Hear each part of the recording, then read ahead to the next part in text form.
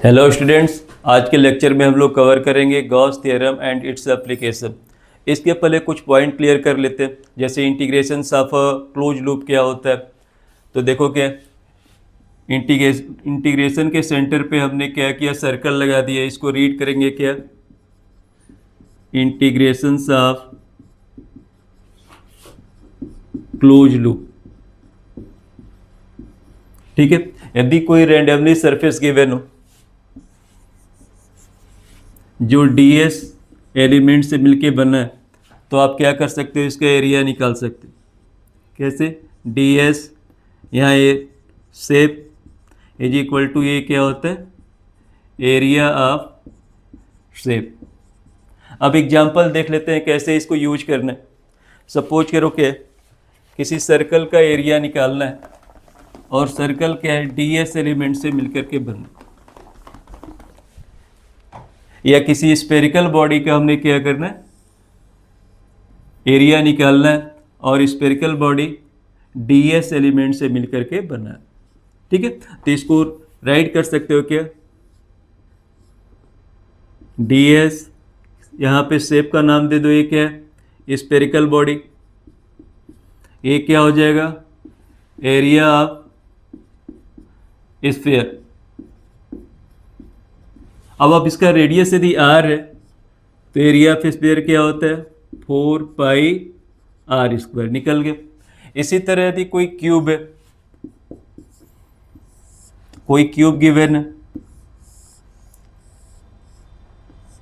जिसका साइड क्या है, ए एलिमेंट dl से मिलके बना होता।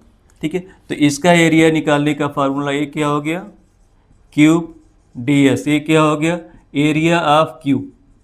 एरिया ऑफ क्यूब किसके इक्वल होता है, 6a स्क्वायर। ठीक है, इसके बाद यदि हमने क्या करना है, सपोज करो सिलेंडर का कर्व सरफेस एरिया निकालना है।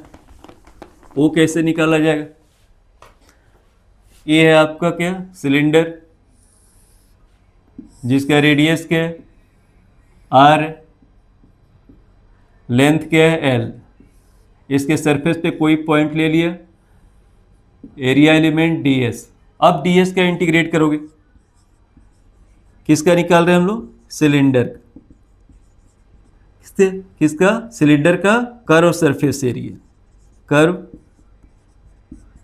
Surface area. तो ये क्या निकल गया, कर्व सरफेस एरिया कितना होता है, कर्व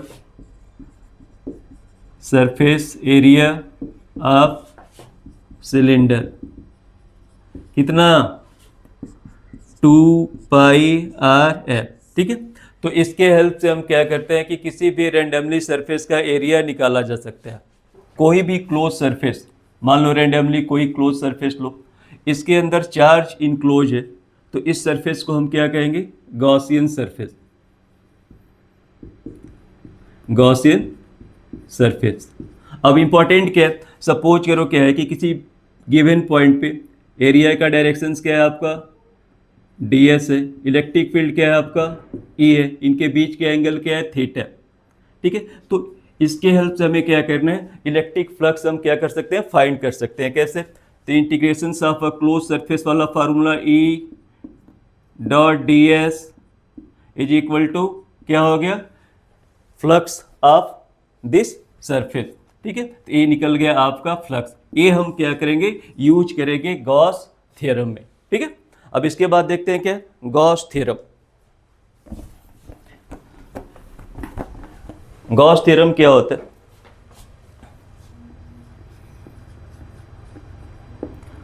गॉस थ्योरम, ये सपोज करो क्या है, क्लोज सरफेस है जिसके अंदर चार्ज क्यू इनक्लोज है। अब हमें क्या करना है, इसका इलेक्ट्रिक फ्लक्स निकालना है। तो गॉस थ्योरम के अकॉर्डिंग टू इसका इलेक्ट्रिक फ्लक्स क्या होता है, 1/ε times to total charge enclose in this close surface. तो इसके अंदर चार्ज कितना है, क्यू, तो ये क्या हो जाएगा, क्यू। ठीक है, तो इसको कैसे डिफाइन करेंगे, total electric flux of close surface close surface is equal to 1 upon epsilon times 2 net charge enclosed in surface अब जैसे बताया गया इलेक्ट्रिक फ्लक्स को हम किस से डिनोट करते हैं, फाई से डिनोट करते हैं। तो ए हो गया आपका फाई। इसको क्लोज सरफेस का इलेक्ट्रिक फ्लक्स क्या होता है, E dot D S is equal to, अब क्या हो जाएगा 1 अपॉन एप्सिलॉन टाइम कितना, क्यू। ठीक है, ये होता है आपका क्या, गॉस थ्योरम। इसमें ध्यान देना है क्या कि इसमें रियल सरफेस रहेगा क्लोज सरफेस, लेकिन इसमें हाइपोथेटिकल सरफेस भी आप क्या कर सकते हो, एज्यूम कर सकते हो। ठीक है, किसी क्वेश्चन को सॉल्व करते समय हम हाइपोथेटिकल सरफेस भी हम क्या करेंगे, एज्यूम कर सकते हैं। ठीक है, अब इसके बाद इसका एक एग्जांपल देख लेते हैं। सपोज करो कोई सरफेस है, क्लोज सरफेस S1 और इसके अंदर दो चार्ज है Q1 और Q2, एक तीसरा चार्ज इस सरफेस के बाहर है Q3। अब पूछ रहा है क्या, find out flux of surface S1। तो सबसे पहले मान लो क्या है कि S1 का फ्लक्स कितना है, φ1। अब देखते हैं क्या है कि S1 सरफेस के अंदर कितना चार्ज है, तो Q1 और Q2, तो टोटल चार्ज कितना हो जाएगा, Q1 प्लस Q2। तो यहाँ पे आप राइट कर सकते हो क्या, Q1 plus Q2 divided by epsilon not. ये हो गया आपका क्या, फ्लक्स ऑफ दिस सरफेस। अब सपोज करो हमने क्या किया, एक दूसरा क्लोज सरफेस बना ली ऐसे, जिसमें Q3 भी इनक्लोज हो गया। अब ये सरफेस हो गया H2। अब H2 का यदि इलेक्ट्रिक फ्लक्स पूछ रहे तो क्या करोगे, मान लो इसका इलेक्ट्रिक फ्लक्स φ2 है, तो φ2 इज इक्वल टू क्या हो गया, आप H2 सरफेस के अंदर क्या हो गया, Q1 चार्ज आ गया, Q2 चार्ज आ गया और Q3 चार्ज हो गया। तब टोटल चार्ज कितना हो गया, Q1 Q2 plus Q3 divided by epsilon not. ठीक है, तो ये हो गया क्या, सरफेस 2 का इलेक्ट्रिक फ्लक्स। ठीक है, अब इसके हेल्प से हम डिफरेंट शेप का क्या कर सकते हैं, इलेक्ट्रिक फ्लक्स निकाल सकते हैं। जैसे एक एग्जांपल देखते हैं, यदि कोई क्यूब है और इसके अंदर चार्ज Q रखा गया, ये बन गया क्यूब आपका।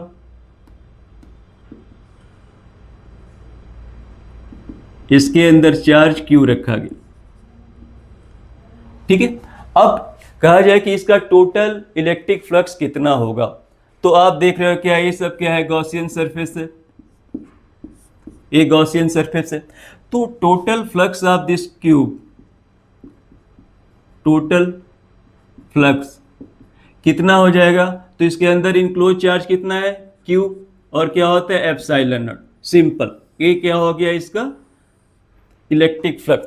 ठीक है, लेकिन अगर जो पूछा जाए कि फ्लक्स थ्रू वन फेस, तो आप देखोगे इसमें कितने फेस हैं, 6 फेस होते हैं इसमें। तो अब ये क्या हो जाएगा, इसमें 6 into face is equal to कितना, Q अपान में एप्सिलॉन, यानी वन फेस का कितना हो गया,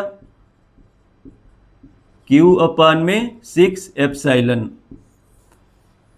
ठीक है, इसी के यदि पूछे कि मतलब कॉर्नर पे फ्लक्स ऑफ कॉर्नर, तो अब देखो क्या, कॉर्नर का क्या हो जाएगा, Q अपान में 8 एप्सिलॉन नॉट। यदि पूछे कि क्या है कि एज क्या कितना होगा, तो phi edge is equal to क्या हो गया, Q अपान में 12 एप्सिलॉन। ठीक है, तो इस तरीके से क्या है कि यदि किसी क्यूब के अंदर चार्ज Q इनक्लोज है तो उसका डिफरेंट फ्लक्स निकाल सकते हो, फेस के अकॉर्डिंग टू, कॉर्नर के अकॉर्डिंग टू और एज पे। ठीक है, तो कोई भी क्वेश्चन आ रहा है तो आप क्या करो, इसे डायरेक्ट यूज कर सकते हो। सबसे इंपॉर्टेंट है इसमें सिमेट्रिक फार्मूला। ठीक है, सिमेट्रिक मतलब क्या है कि यदि चार्ज यहाँ पे रखा जाए कोई वन फेस पे, मान लो ये चार्ज यहाँ पर है, अब इसका फ्लक्स निकालना हो तो क्या करना है, तो अब देखते हैं अगला क्वेश्चन। सपोज करो कि सेम क्यूब गिवन है, आपका क्यूब सेम। अब यहां पर इलेक्ट्रिक चार्ज वन फेज पे, अब यहां पे इलेक्ट्रिक चार्ज है आपका। अब आप देखोगे क्या, इलेक्ट्रिक चार्ज क्या है, इस पॉइंट पे आ गया, यानी ये क्या हो गया, आउटसाइड हो गया। लाइट दिख, मान लो ये क्यूब है तो इलेक्ट्रिक फील्ड इस पॉइंट पे आ गया। अब इसको सिमेट्रिक बनाने के लिए हमें क्या करना पड़ेगा, यहाँ पे एक और क्यूब ला करके सेम साइज का यहाँ पे अटैच करेंगे। अब जैसे अटैच कैसे किया जाएगा, मान लो हमने एक क्यूब लाया यहाँ पे, ठीक है। अब ये क्या किया, अटैच कर दिया। अब आप देखोगे क्या, ये चार्ज क्या हो गया, दोनों क्यूब के अंदर आ गया। अब आपको पता है फ्लक्स इज इक्वल टू कितना होता है, टोटल इनक्लोज चार्ज कितना था, क्यू, तो क्यू अपान में एप्सिलॉन। लेकिन हमारा क्या है, एक क्यूब गिवन है और यहाँ पे निकल क्या रहा है, दो क्यूब का, तो ये क्या हो गया, 2 into flux of one cube is equal to q upon में एप्सिलॉन, यानी सिंगल क्यूब का क्या निकल जाएगा, क्यू अपान में 2 एप्सिलॉन नॉट। तो इस तरीके से आप क्या करोगे, इलेक्ट्रिक फ्लक्स निकाल सकते हो कि जब चार्ज वन फेज पे गिवन हो।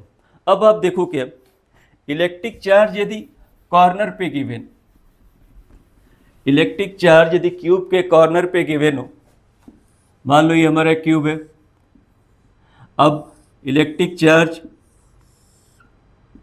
कॉर्नर पे, ठीक है। तो इसको सिमेट्रिक बनाने के लिए अब क्या करना पड़ेगा, तो सपोज करो ये हमारा क्यूब है और इलेक्ट्रिक चार्ज यहाँ पर।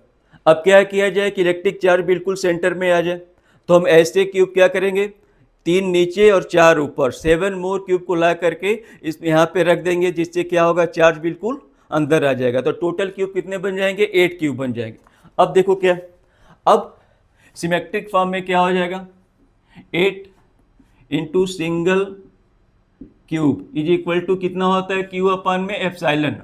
तो सिंगल क्यूब का क्या हो जाएगा, क्यू अपान में 8 एप्सिलॉन नॉट, यानी कॉर्नर पे जब चार्ज पार्टिकल को रखोगे तो इसका क्या आएगा, फ्लक्स कितना होगा, क्यू अपान में 8 एप्सिलॉन नॉट। अब यहाँ पे चार्ज रखा है और पूछ रहा है कि मतलब फेस के अकॉर्डिंग टू कितना होगा, ठीक है।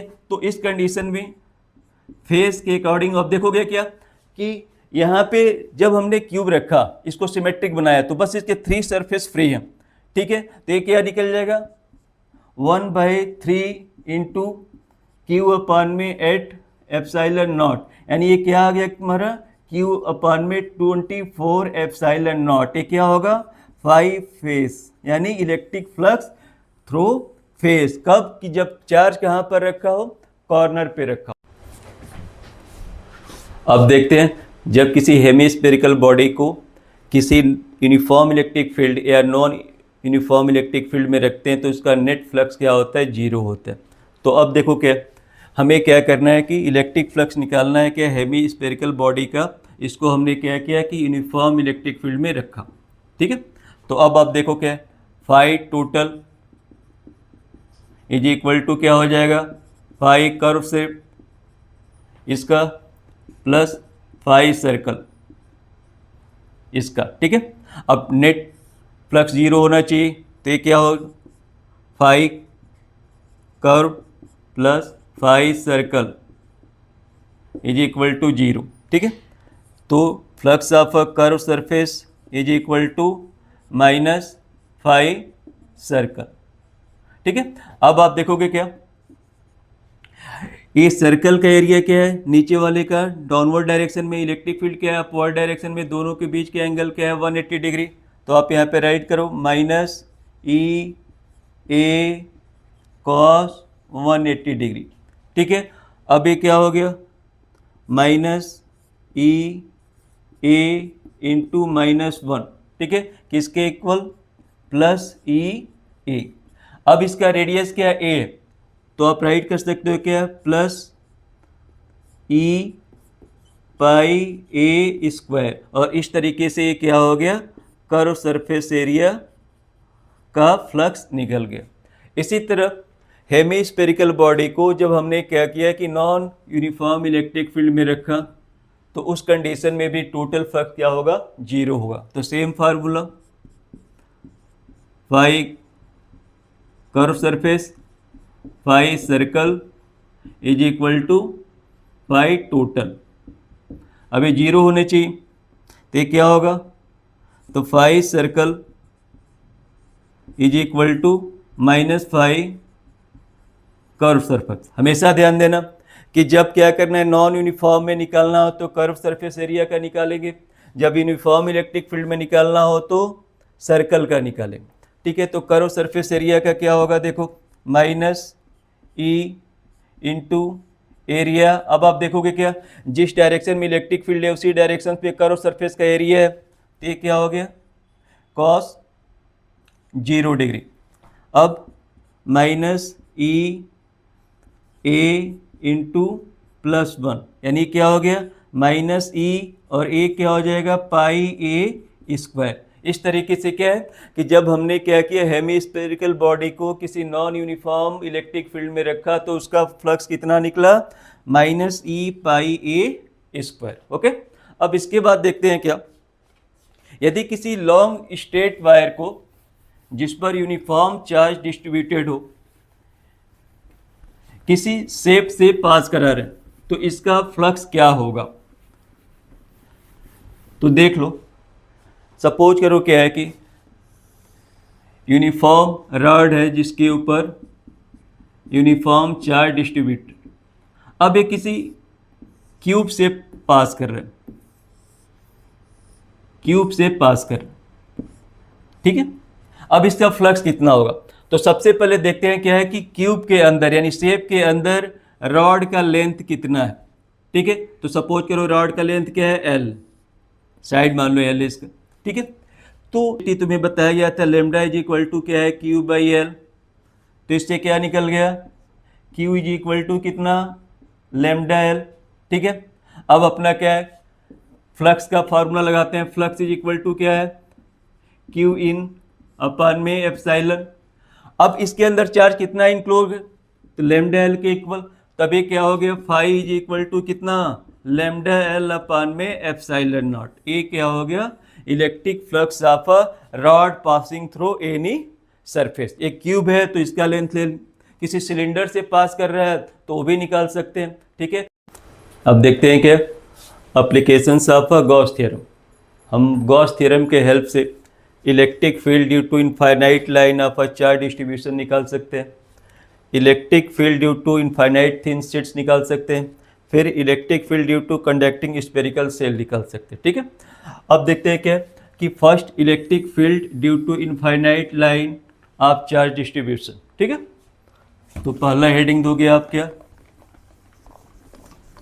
Electric field due to infinite line charge distribution.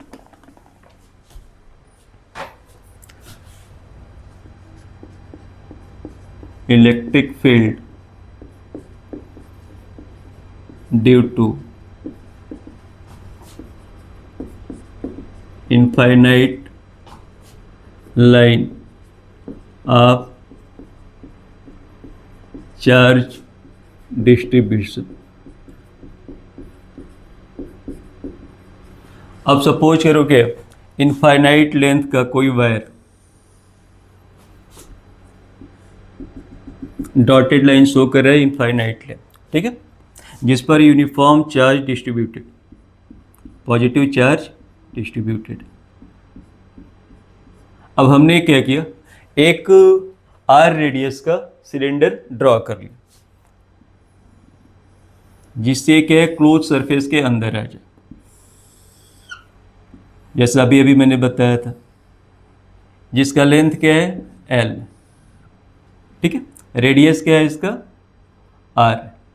ठीक है, अब हमें क्या करना है, इसका टोटल फ्लक्स निकालना। ठीक है, टोटल फ्लक्स कैसे निकलेगा, तो 3 सरफेस है, एक सरफेस S1 है, इसे सरफेस S2 ले लिया जाए, ठीक है, और इससे सरफेस S3 ले लिया जाए। ठीक है, अब आप देखोगे क्या इलेक्ट्रिक फील्ड का डायरेक्शन क्या है, ये पॉजिटिव चार्ज है, अवे होगा, इसका भी क्या होगा, अवे होगा। एरिया का डायरेक्शन H2 को क्या होगा, S3 का 90 डिग्री पे, S1 का 90 डिग्री पे, H2 का कितना होगा, एरिया का डायरेक्शन अवे सरफेस। यहाँ पे इलेक्ट्रिक फील्ड का डायरेक्शन क्या है, देखो E, और इस पे सरफेस पे स्मॉल एलिमेंट ले लिया जाए ds, जिसका एरिया का डायरेक्शन भी क्या होगा, अवे होगा, ds इधर ही होगा। यहाँ पे स्मॉल एरिया एलिमेंट दिखा जाए, एक किधर होगा, ds, इसका ds किधर होगा। ठीक है, तो अब टोटल फ्लक्स कितने हैं, 3 फ्लक्स बन रहे हैं, φ1 φ2 φ3, यानी टोटल क्या है, फाई टोटल यानी सिलेंडर का इज इक्वल टू फाई किसका, S1 का, फाई S2 का, और फाई S3 का। अब S1 का देखोगे क्या, इलेक्ट्रिक फील्ड और सरफेस के बीच के एंगल कितने हैं, 90 डिग्री। तो आप देख लो पहले E डॉट ds किसका, S1 का, प्लस E डॉट ds कितने का, S2 का, तीसरा S3 का, कितना, E डॉट ds। अब क्या है, इसमें देखो फर्स्ट वाले में थीटा कितना है, 90 डिग्री, थर्ड वाले में 90 डिग्री, सेकेंड वाले में 0 डिग्री। तब इसको राइट कर सकते हो क्या,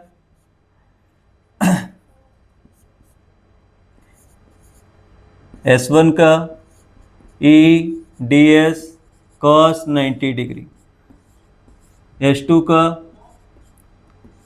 E ds cos 0 degree, S3 का E ds cos 90 डिग्री। अब इसमें देखो क्या, cos 90 डिग्री 0, cos 90 डिग्री 0, बचेगा क्या, E ds।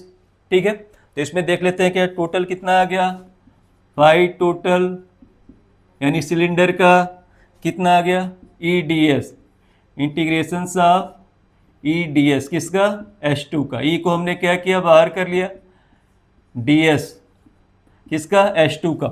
H2 क्या है, सिलेंडर का कर्व सरफेस एरिया, तो ये कितना होता है, 2 पाई आर एल। तो इसको हम राइट कर सकते हैं क्या, E इंटू 2 पाई आर एल। ठीक है, कितना टोटल। ठीक है, एक इक्वेशन नंबर 1 ले लिया। ठीक है, अब हम देखते हैं क्या, by Gauss theorem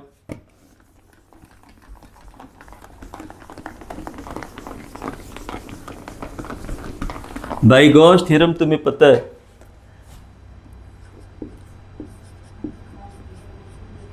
Gauss theorem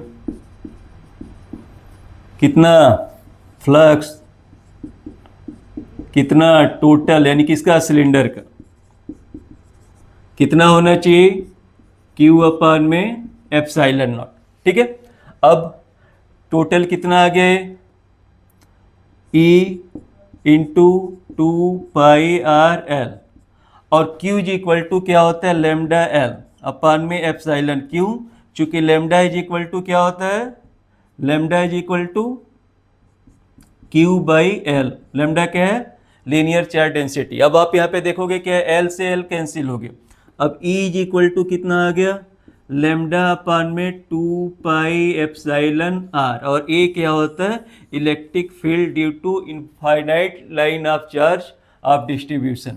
ठीक है, तो ए लेमडा गिवन रहेगा, आर आपका डिस्टेंस। अब इसका क्या, यदि इलेक्ट्रिक फील्ड का ग्राफ देखें आर के रिस्पेक्ट में, ई और आर का ग्राफ देखा जाए तो क्या बनेगा, इन्वर्सली प्रोपोर्शनल। ई आर ये क्या है, इन्वर्सली प्रोपोर्शनल, यानी ग्राफ इनका बनेगा ऐसे, ई इन्वर्सली प्रोपोर्शनल आर।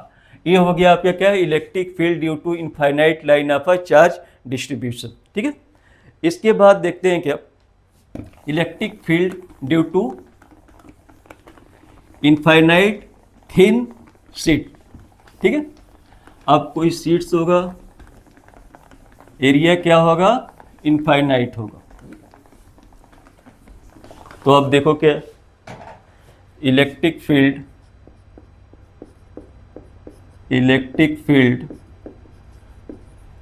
ठीक है, ड्यू टू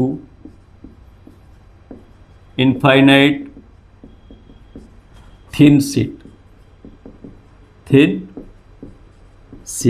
अब इसमें हमने क्या किया, एक थिन शीट कवर,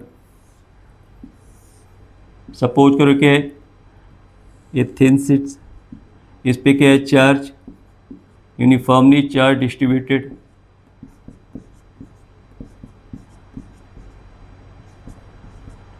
अब ये क्या है कि थिन शीट इनफाइनाइटली थिन है, यानी मतलब सिंगल चार्ज यहाँ पे प्लेस किए हुए। मान लो क्या है सिंगल चार्ज है प्लस प्लस, तो इसमें क्या है कि कितना थिन है, इसके टू सरफेस होंगे। जैसे यहाँ पे देखो एक सिंगल चार्ज है तो क्या है, इसका इलेक्ट्रिक फील्ड इधर भी होगा, इसके इलेक्ट्रिक फील्ड इधर भी होगा, तो इतना ये थिन है कि इसके क्या होंगे, टू सरफेस होंगे। तो हमने क्या किया, क्लोज सरफेस बना ली सिलेंडर करके।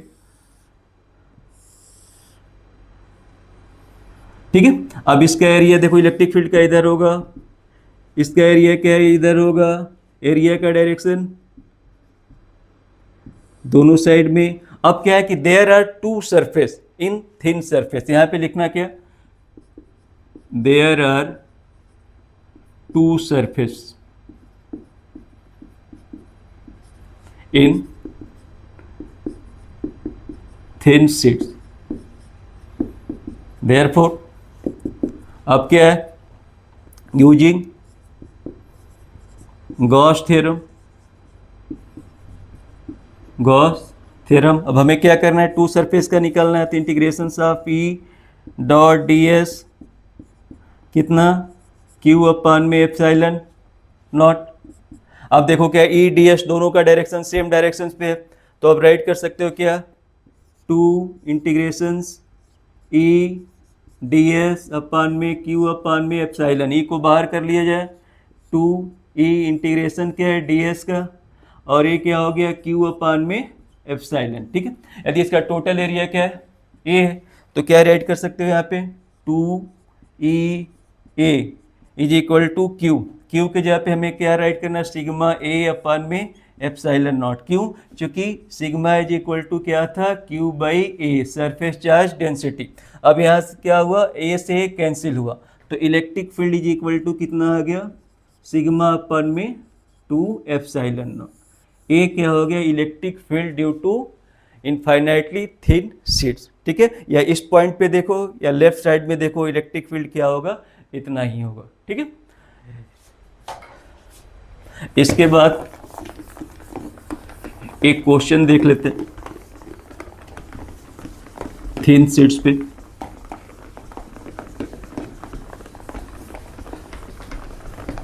सपोज करो इनफाइनाइट थिन शीट है जिसका surface charge density plus sigma है, और दूसरे साइड में क्या है, सेम एरिया का शीट से जहाँ पे क्या है minus sigma surface charge density. अब क्या करें कि फर्स्ट सेकेंड और थर्ड 3 पॉइंट है जहाँ पर हमें क्या करना है, इलेक्ट्रिक फील्ड निकालना है। ठीक है, तो अब सबसे पहले देख लो क्या है कि फर्स्ट प्लेट का इलेक्ट्रिक फील्ड E1 ले लिया और दूसरे का क्या ले लिया, E2 ले लिया। अब पता है कि ये पॉजिटिव प्लेट है, तो पॉजिटिव प्लेट से इलेक्ट्रिक फील्ड अवे होता है, तो इस पॉइंट पे यदि हमने निकाला तो E1 क्या हो गया, अवे। ये निगेटिव प्लेट है, इलेक्ट्रिक फील्ड टूवर्ड होता है, तो इधर क्या हो जाएगा, टूवर्ड। और बीच में क्या हो गया, नेट इलेक्ट्रिक फील्ड। जब सेम डायरेक्शंस पे होते हैं तो क्या होता है, ऐड कर देते हैं, तो हमने ऐड कर दिया। अभी अभी फार्मूला क्या निकला था, 2 सिग्मा अपान में 2 एप्सिलॉन नॉट, और E2 का भी क्या होगा, अभी कितना हो गया, सॉल्व कर लो, सिग्मा अपान में एप्सिलॉन, ये क्या हो गया, इलेक्ट्रिक फील्ड। ठीक है, अब लेफ्ट साइड में देखते हैं, फर्स्ट प्लेट के लेफ्ट साइड में ये पॉजिटिव चार्ज है, तो इसके इलेक्ट्रिक फील्ड क्या होंगे, E1 अवे होंगे। ये नेगेटिव चार्ज है, तो इनका इलेक्ट्रिक फील्ड E2 क्या होगा, टूवर्ड होगा। तो जब अपोजिट डायरेक्शन पे है तो net field E is equal to कितना, E1 माइनस E2। अभी क्या हो गया, सिग्मा अपन में 2 एप्सिलॉन माइनस सिग्मा अपन में 2 एप्सिलॉन, कितना, 0। अब सेकेंड प्लेट के राइट साइड में देख लेते हैं, तो E1 का यहाँ पे क्या होगा, पॉजिटिव है तो अवे, E1 अवे हो गया, निगेटिव है तो टूवर्ड कर लिया, net field is equal to क्या हो गया। अब देखो क्या, E1 माइनस E2, यानी ये क्या है सिग्मा अपान में 2 एप्सिलॉन, सिग्मा अपान में 2 एप्सिलॉन, ये भी क्या हो जाएगा 0 होगा। तो अब एक प्लेट का इलेक्ट्रिक फील्ड हमने लेफ्ट साइड में, प्लेट के बिटवीन साइड में और राइट साइड में निकाल लिया, ठीक है। ये बोर्ड एग्जाम के लिए इंपॉर्टेंट क्वेश्चन है, ठीक है। अब इसके बाद देखते हैं क्या, electric field due to spherical shell, ठीक है। अब देखते हैं क्या, electric field due to conducting spherical shell. अब सपोज करो कोई स्फेरिकल सेल है जिसका रेडियस r है और इसके सेंटर पे प्लस q चार्ज रखा है। अब हमें क्या करना है, इसके आउटसाइड किसी पॉइंट पे इलेक्ट्रिक फील्ड निकालना है, ठीक है। तो मान लो कि इस पॉइंट पर इसके सरफेस से r डिस्टेंस पे एरिया है तुम्हारा ds, ठीक है। अब ये प्लस क्यू चार्ज है तो इलेक्ट्रिक फील्ड का डायरेक्शन भी क्या होगा, वे होगा, ठीक है। तो फर्स्ट आउटसाइड ऑफ सेल, ये कब हो गया, distance is greater than radius, ठीक है। अब हमने इस पॉइंट को कंसीडर किया, ये क्या हो गया, E dot D S is equal to enclose charge epsilon naught. अब आप देखोगे क्या, इलेक्ट्रिक फील्ड का डायरेक्शंस और एरिया का डायरेक्शन दोनों सेम डायरेक्शन पे, तो थीटा क्या आपका 0 डिग्री, यानी ये क्या हो गया, E D S is equal to q upon में एप्सिलॉन, चूँकि थीटा 0 डिग्री और कॉस 0 डिग्री की वैल्यू 1। अब E को बाहर कर लें, ये क्या हो गया, डी एस क्यू अपान में एप्सिलॉन। अब डी एस क्या है, total surface area of this surface कितना होता है, तो 4 पाई आर स्क्वायर, ई कितना 4 पाई आर स्क्वायर और ये कितना क्यू अपान में एप्सिलॉन, यानी इलेक्ट्रिक फील्ड क्या निकल गया आपका, E is equal to 1/4 pi epsilon Q by R square, ठीक है। ये है इलेक्ट्रिक फील्ड, ठीक है, on the surface of radii small R, यानी इस पॉइंट पे। अब हमने क्या किया, electric field on the surface of spherical shell निकालना है। तो इसमें हमने क्या करना है, जस्ट स्मॉल आर के जगह पे कैपिटल आर को सब्स्टिट्यूट कर देना है, प्रोसेस सेम रखना है। जैसे देख लो second conditions,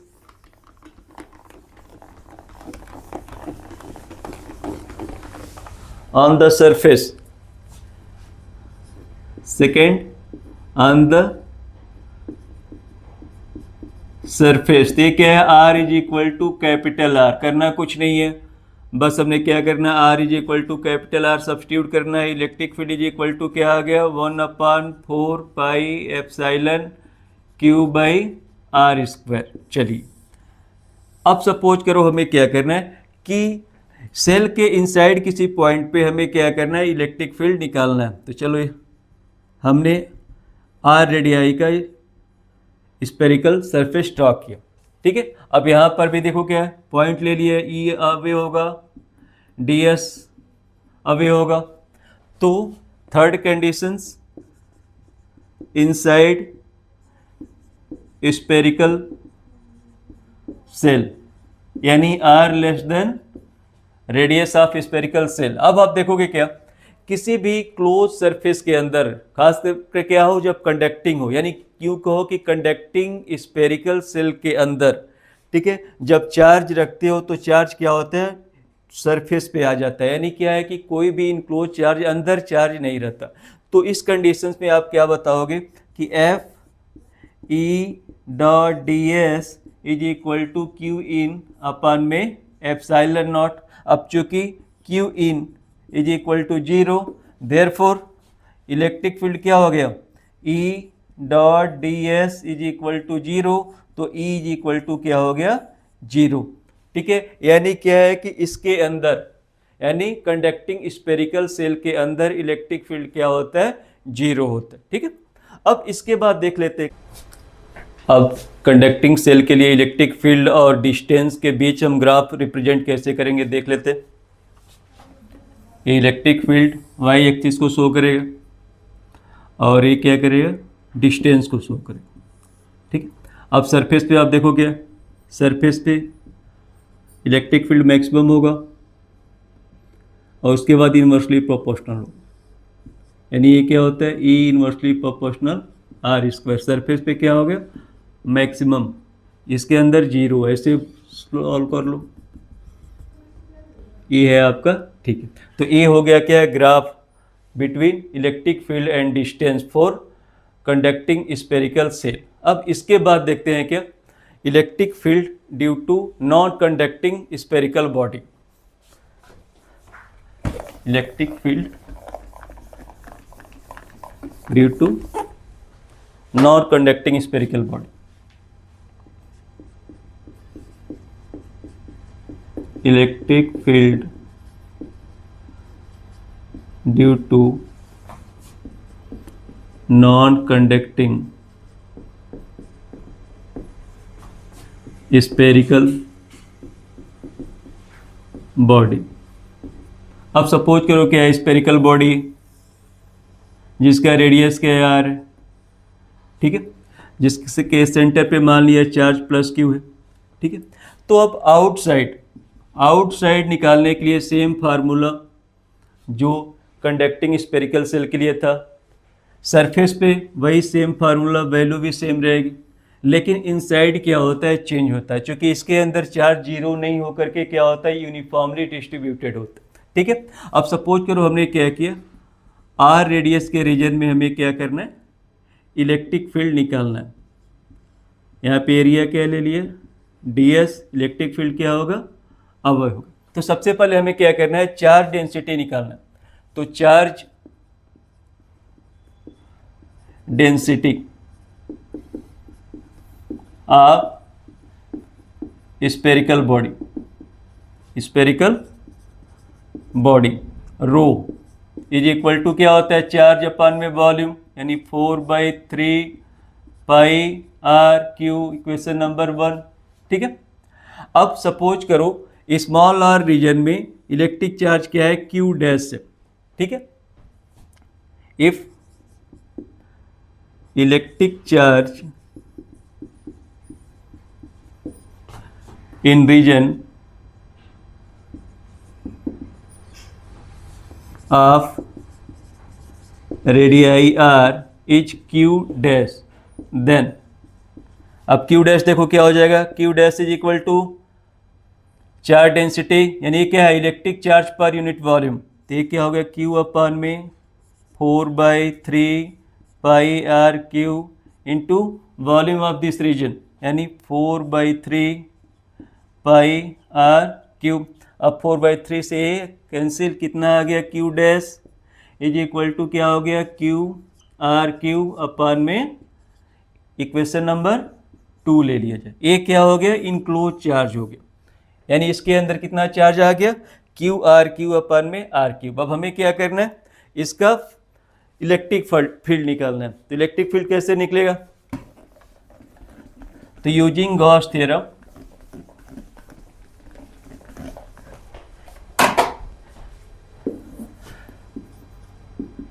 using Gauss theorem, अब ये क्या हो गया, E dot D S is equal to Q dash upon में एप्सिलॉन।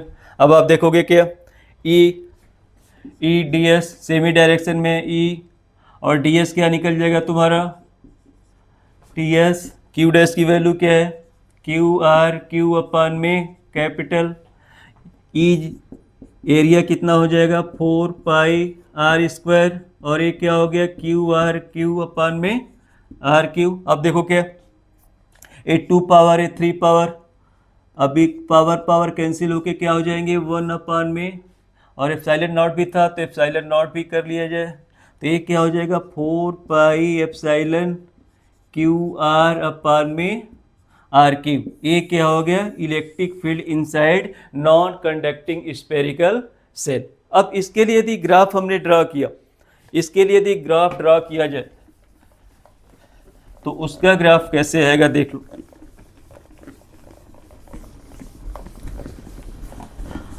अब इसमें ग्राफ ड्रा करोगे सेम पैटर्न में, तो E directly proportional R inside, surface पे क्या होगा, E R is equal to maximum, इसके बाद इनवर्सली प्रोपोर्शनल टू किसके, आर स्क्वायर के, ठीक है। एक इसके लिए नॉन कंडक्टिंग स्फेरिकल बॉडी के लिए डिस्टेंस है और एक है इलेक्ट्रिक फील्ड है। ये ग्राफ काफ़ी इंपॉर्टेंट है इसका और स्फेरिकल सेल का, इसे आप तैयार रखो।